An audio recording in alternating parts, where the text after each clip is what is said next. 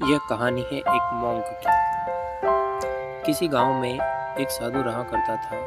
वह जब भी नाचता था तभी बारिश होती थी। इसलिए जब भी गांव वालों को बारिश की ज़रूरत होती थी, वह साधु के पास जाते और उनसे अनुरोध करते कि वह नाचे।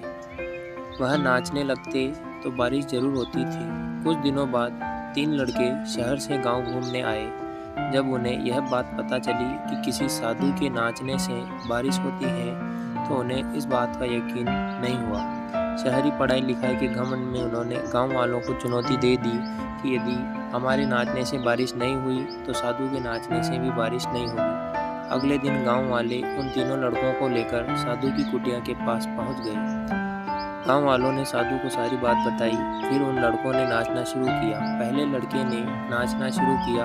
आधा घंटा नाचा, फिर थक कर बैठ गया, पर बादल नहीं निकले। कुछ देर बाद दूसरे लड़के ने नाचना शुरू किया।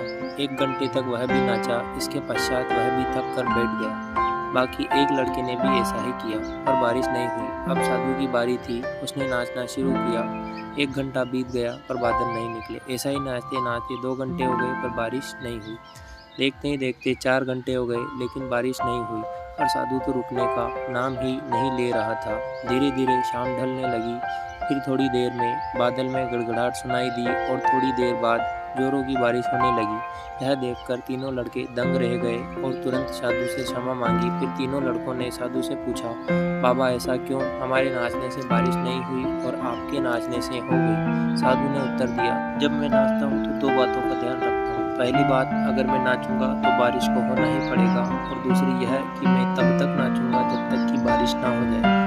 सफलता पाने वाले में भी यही गुण विद्यमान होता है। वह जिस काम को भी करते हैं उन्हें उसमें सफल होने का पूरा भरोसा रहता है, और वह तब तक उस काम को करते हैं जब तक कि उसमें सफल ना हो जाए। इसलिए अगर हमें सफलता हासिल करनी है तो इस साधु की तरह ही अपने लक्ष्य को प्राप्त करना होगा।